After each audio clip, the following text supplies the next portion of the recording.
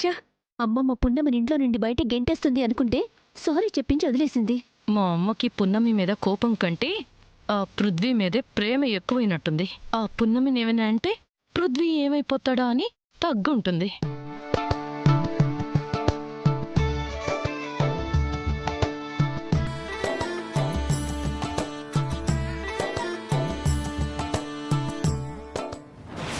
Corona virus వచ్చి లోకమంతా lockdown చేసినట్టు ఈ ముక్కు మొహం తెలియందొచ్చి ఈ ఇంటి మొత్తాన్ని బ్రేక్ డౌన్ చేసేలా ఉంది. అమ్మ శృతి, ఇది మన ఇల్లు, మనకిష్టం వచ్చినట్టుగానే ఉందాం. మొదటి ప్లాన్ బెడ్స్ కొట్టినంత మాత్రాన మనం ప్రయత్నం చేయటం ఆపకూడదు. మన ప్రతి అడుగులోనూ దాని అవమానమే ఉండాలి.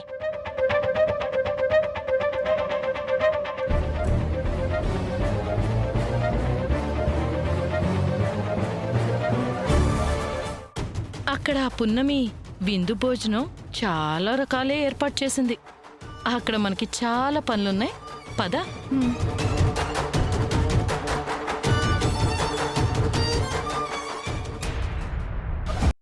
రా శృతి, కూర్చో. రా పిన్ని, కూర్చో.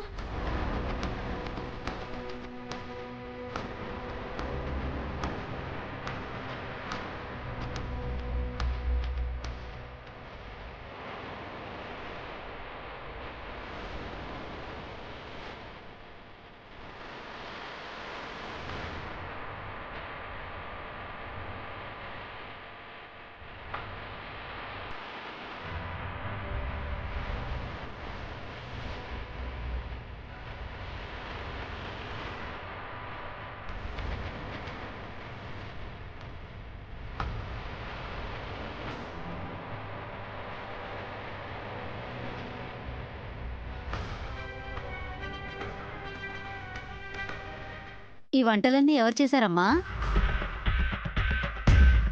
నేనేనండి. మీకు నచ్చలేదా? నచ్చకపోవటం ఏంటమ్మా? ఇలాంటి వంట మా జీవితంలో రుచి చూడలేదు. చాలా బాగున్నాయి.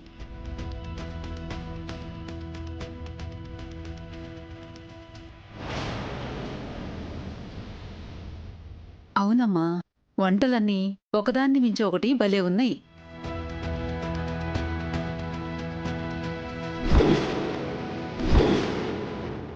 భానుమతి గారు, ఇంట్లో గొడవలు చూసి మీ కొత్త కోడల్ని తక్కువ అంచనా వేశారు.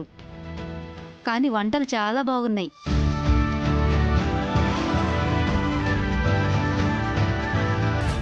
మా కోడళ్ళు ఉన్నారు. గిన్నె మాడగొట్టకుండా వేన్నీళ్ళు కూడా కాయలేరు. వంటల విషయంలో మీరు మీ కుటుంబం భలే అదృష్టవంతులండి. చాలే ఆపండి. మీరందరూ ఆకలి మీద ఉన్నారు కాబట్టి ఈ వంట మీ అందరికీ బాగా నచ్చింది. అసలు తినడానికి ఏమాత్రం బాలేదు. అచ్చం గడ్డి తిన్నట్టుగా ఉంది. గడ్డి రుచి మీకెలా తెలుసు పిన్ని గారు?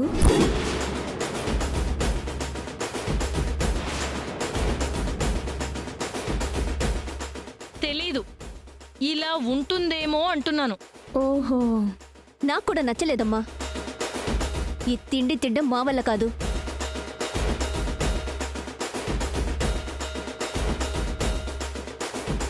సరే, మీరు తినండి.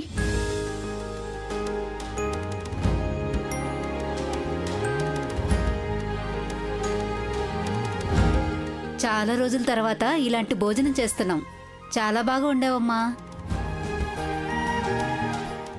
అవునమ్మా, నాకైతే మా కోడల్ని మీ కోడల దగ్గరికి ట్రైనింగ్ పంపించాలనుంది.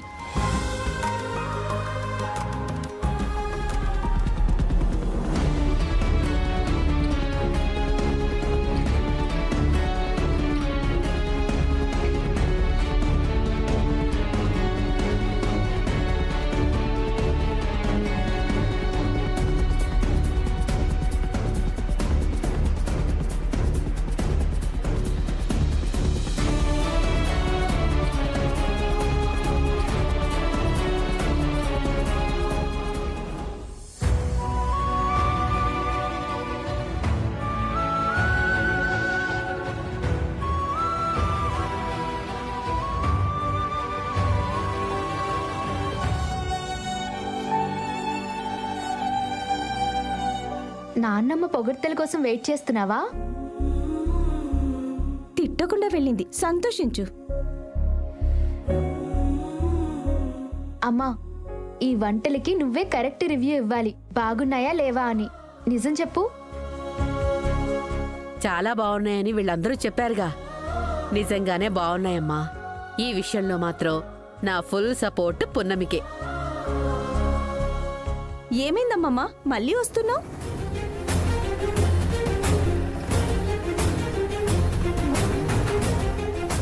ఏంటి వండటం?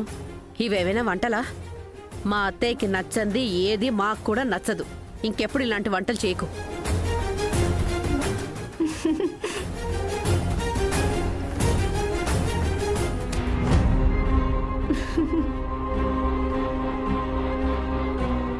ఊరికే అన్నాను అత్తయ్య, అమ్మమ్మగారు ఏమీ రాలేదు. నిన్ను బాగా అల్లరి ఎక్కువ అవుతోంది నీకు. సావిత్రి అని పేరు పెట్టినందుకు నటనతో న్యాయం చేస్తున్నావా? చాలే.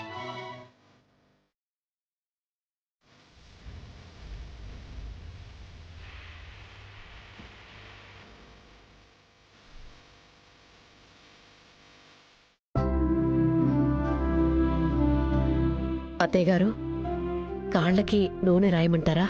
కొత్తగా అడుగుతున్నావేంటి? కోడలుగా ఈ ఇంటికొచ్చినప్పటి నుండి అలవాటే కదా, రాయి. అలాగే. వద్దు అంటే పోయి మొద్దులా పడుకుందామని ఎత్తులు వేస్తున్నావా? లేదత్తయ్యా.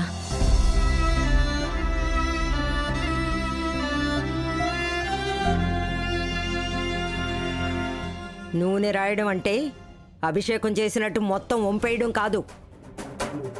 కొంచెం కొంచెం తీసి మెల్లగా మర్దనా చెయ్యి. అలాగే అత్తయ్య. నా ముద్దుల మనవడు ఇంటికి రాగానే ప్రతిరోజు పండగలా ఉంటుంది అనుకున్నాను. కానీ వాడొక అనాథం తీసుకొచ్చి నా కలలన్నీ దండగ చేశాడు. బయటికి పంపాల్సిన దాన్ని హారతలిచ్చి లోపలికి తీసుకొచ్చారు. నీ వైపు ఇద్దరు కోడళ్ళు ఉండేసరికి ఈ అత్తగారంటే లెక్క లేకుండా పోయింది. అవునా? అలా ఎప్పటికీ జరగదత్తయ్యా.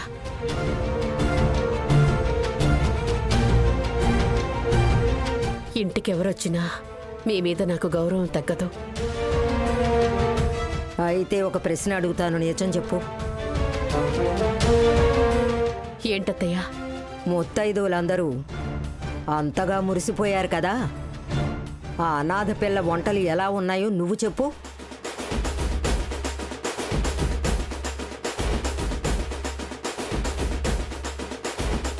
నాకేం నచ్చలేదత్తయ్యా.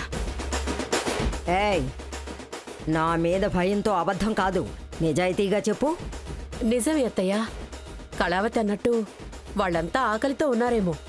ఆవురావురు అంటూ తినేశారు. ఉప్పు, కారం, పులుపు ఏవి సరిగ్గా లేవు.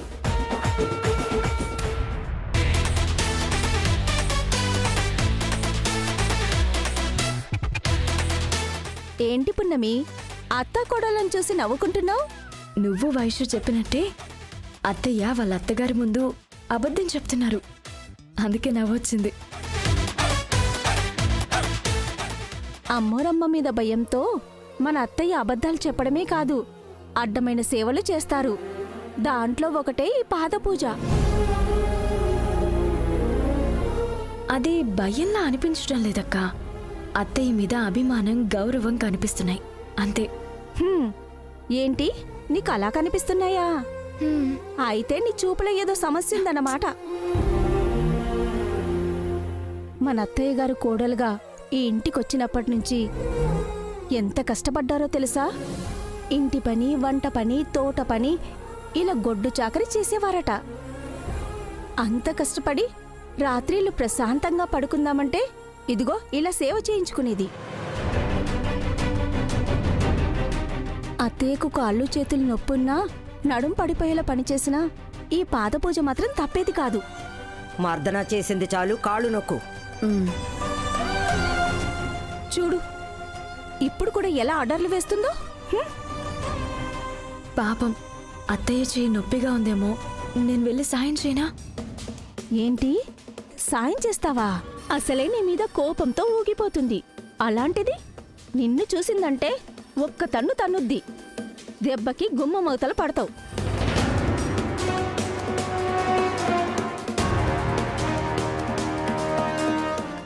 అత్తగారిని ఇంతగా గౌరవించి అత్తయ్యకి కోడలుగా రావడం నిజంగా నా అదృష్టం.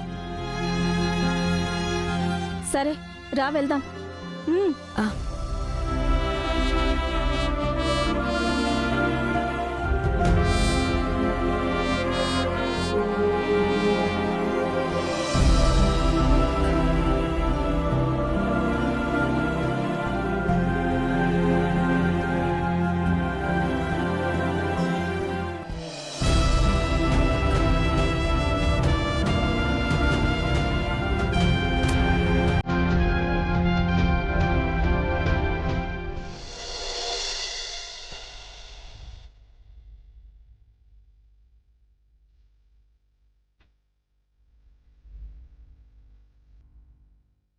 ఎక్కడికి వెళ్ళావు పున్నమి? అత్తయ్య గారు ఎక్కడున్నారో చూడ్డానికి వెళ్తే ఏం చేస్తున్నారో తెలుసా? ఏం చేస్తున్నారు? అమ్మమ్మ గారి కాళ్ళకి నూనె రాసి మర్దన చేస్తున్నారు. అవునా? కోడలుగా ఇంటికొచ్చినప్పటి నుంచి రోజు ఇదే పనంట. అవునా? ఉమ్, ఇంకా ఈ వయసులో కూడా సేవలు చేస్తుందన్నమాట. గ్రేట్ కదా మా అమ్మ. అయినా ఈ విషయాలన్నీ నీకెవరు చెప్పారు? ఇంకెవరు? మా భాగ్యం అక్క. మా వదినతో నీకు ఫ్రెండ్షిప్ బాగానే కుదిరినట్టుందే. ఒక్క అక్కతోనే కాదండి, వైశ్యుతో, అమ్మమ్మ గారు లేనప్పుడు అత్తయ్యతో బాగానే మాట్లాడుతున్నా. ఉహుం. మనం ఉంటున్న ఈ గదిలో భాగ్యం అక్క ఉండేదంట. మన కోసం ఖాళీ చేసి వేరే గదిలో సర్దుకున్నారంట. అవునా? ఉమ్, అయినా ఎందుకు ఖాళీ చేయడం? మనమే అడ్జస్ట్ అయ్యేవాళ్ళం కదా. అంటే వాళ్ళ దృష్టిలో మనం భార్యాభర్తలం కదండి, అందుకే ఈ మర్యాదలు. అయినా అత్తయ్య ఫ్యామిలీ దృష్టిలో మాత్రం నువ్వు శత్రువి. అయినా ఈరోజు వాళ్ళు ఆడిన నాటకానికి చాలా కోపం వచ్చింది పున్నమి. అయినా నానమ్మ కూడా వాళ్ళ మాటలే నమ్మడం నాకు నచ్చలేదు. శృతి మిమ్మల్ని పెళ్లి చేసుకోవాలనుకుంది. మనకి ముందే పెళ్ళయ్యేసరికి నా మీద కోపం వచ్చింది. ఆ కోపంతోనే ఇదంతా చేస్తున్నారు. అయినా మనం పేరుకే భార్యాభర్తలం. మనం జస్ట్ ఫ్రెండ్స్ అనే విషయం మాత్రం ఎవ్వరికీ తెలీదు. మనం చెప్పలేం. అందుకే ఈ సమస్యలన్నీ. ఏమైంది పున్నమి అలా చూస్తున్నావు? నేనేమైనా అబద్ధం చెప్తున్నానా? నన్ను కాపాడడం కోసమే కదా నా చేత్తో తాళి కట్టించుకున్నావు. అవునండి, నిజమే. మన పెళ్లి వల్ల మీ ప్రాణమే కాదు, మిమ్మల్ని ప్రేమించిన నా ప్రాణం కూడా నిలబడింది. మనం ఇద్దరం ఈ గదిలోకి వచ్చిన వెంటనే చెప్పారు కదా, మళ్ళీ ఇప్పుడెందుకు అవే మాటలు అంటున్నారు? మన బంధాన్ని ప్రతి పూట గుర్తు చేయాల్సిన అవసరం లేదు వకీల్ సాబ్. ఓహ్, ఆల్రెడీ చెప్పానా? అయితే నేనే మర్చిపోయాను అన్నమాట. కానీ ఒక్కటి మాత్రం నిజం పున్నమి, నీకు నా మీద ఎలాంటి ఫీలింగ్స్ ఉన్నా నేను మాత్రం నిన్ను ఫ్రెండ్గానే చూడగలను. ఇక ఏ రోజు భర్తగా అజమాయిషీ చేయను, ఆర్డర్లు కూడా వేయను, కండిషన్లు కూడా పెట్టను. ఏం చేసినా కారణాలు కూడా అడగను. సింపుల్గా చెప్పాలంటే నీకు నచ్చినట్టు నువ్వు ఉండు, నాకు నచ్చినట్టు నేనుంటాను.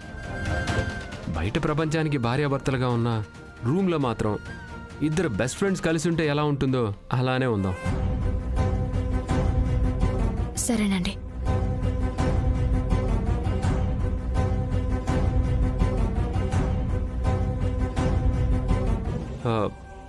అవెందుకు పున్నమి? మనం భార్యాభర్తలమైతే ఒకే మంచం మీద పడుకోవచ్చు, కానీ మనం ఫ్రెండ్స్ కదండి. మీరు పైన పడుకోండి, నేను కింద పడుకుంటాను. పున్నమి వద్దు, నేనే కింద పడుకుంటాను, నువ్వు బెడ్ మీద పడుకో. అయినా నా ఫ్రెండ్స్ నా వల్ల కష్టపడడం నాకు ఇష్టం ఉండదు. సరే, ఆ చాపదిండు అక్కడే వదిలేసి నువ్వు బెడ్ మీద పడుకో. వద్దండి, నేను గూడెల్లో పుట్టి పెరిగాను. రాళ్ల మీద నేల మీద పడుకోవడం నాకు అలవాటే. మిమ్మల్ని ఒక స్నేహితుడిగానే కాదు, ఒక భర్తగా కూడా గౌరవించడం నా బాధ్యత. అక్కడే పడుకోండి. సరే పున్నమి.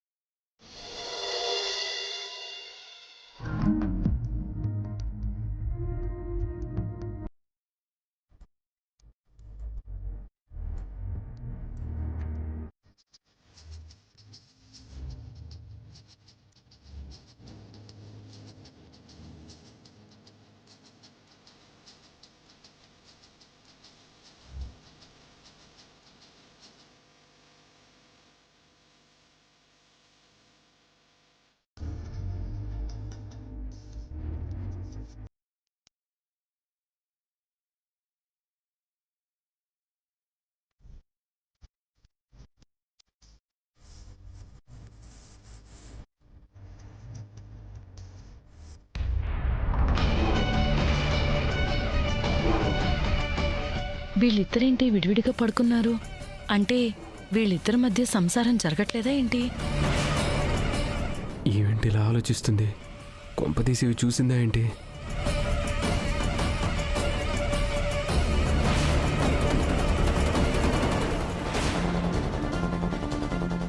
ఇందాకే కదా దిండు చాప కిందున్నాయి, ఇప్పుడు లేవు.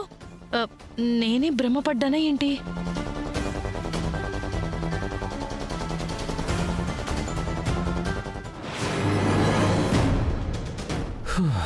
అమ్మయ్యా, సమయానికి వీటిని తీసేశాను కాబట్టి సరిపోయింది. లేదంటే అత్తయ్యకు అనుమానం వచ్చేది, మళ్ళీ ఇంకొక ప్రాబ్లం క్రియేట్ చేసేది.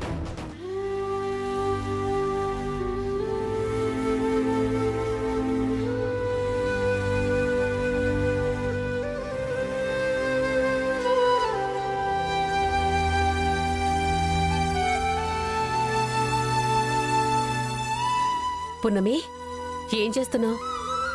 ఇవన్నీ తీసి వంటగదిలో పెట్టొస్తానత్తయ్య. వద్దమ్మా, నువ్వే పనులు చెయ్యొద్దు. నేనెందుకు పని చేయకూడదు అత్తయ్య? వద్దంటున్నాను కదా. అసలే మా అత్తయ్య నీ మీద కోపంగా ఉన్నారు. నువ్వే పని చేసినా అత్తయ్యగారు నన్ను తిడతారు. లేదత్తయ్య, వాళ్ళు చూడలేదు. వద్దని చెప్తున్నాను కదా పున్నమి. అత్తయ్య గారికి ఇష్టం లేని పని ఏది నువ్వు చెయ్యొద్దు. దానివల్ల నువ్వు నేను కూడా తిట్లు తినాల్సి వస్తుంది. అయినా కోడలిగా ఇంట్లో అడుగుపెట్టినప్పటి నుంచి నాకిది మామూలే. నేను కూడా ఇంటి కోడల్నే కదత్తయ్య. నిన్ను కోడలిగా మా అత్తయ్య గారు ఒప్పుకునే వరకు నేనేం మాట్లాడలేనమ్మా. అప్పటి వరకు నా పనుల కట్టుపడకు.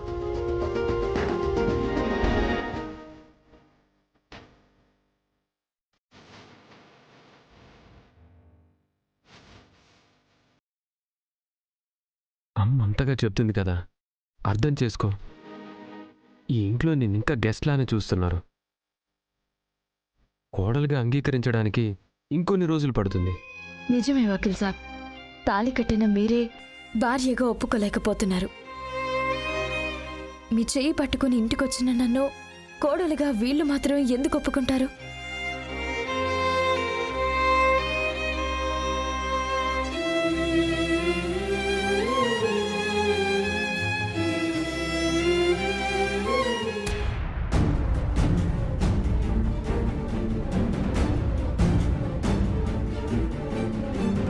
ఏంటిది? ఏదో మాడిపోతున్న వాసన వస్తుంది. ఏ యాగు, కిచెన్లో నీకేం పని? మళ్ళీ నా చేయి కాల్చే ప్లాన్ ఏమన్నా వేస్తున్నావా? ఎందుకు శృతి అలా మాట్లాడతావు? నిన్న ఏం జరిగిందో నీకు తెలుసు, నాకు తెలుసు. మళ్ళీ గుర్తు చేయడం, గొడవ పెట్టడం ఎందుకు చెప్పు? అవును మరి, నీతో గొడవ పడ్డమే నాకు పని కదా. నిన్నంటే ముత్తైదులకు వంట చేసావు కాబట్టి వెళ్ళడం తప్పలేదు. అంతేకాని ఈ ఇంట్లో నీ ఇష్టం వచ్చినట్టు తిరగడానికి వీల్లేదు. నేను కూడా ఈ ఇంట్లో మనిషినే కదా. ఏంటి నువ్వా? ఈ ఇంట్లో ఉన్నంత మాత్రాన నువ్వు ఇంటి మనిషివైపోవు. ఇలాగైతే పని వాళ్ళు కూడా మనవాళ్లే అవుతారా? మా అమ్మమ్మ ఓకే చెప్పే వరకు నువ్వు పరాయిదానివే.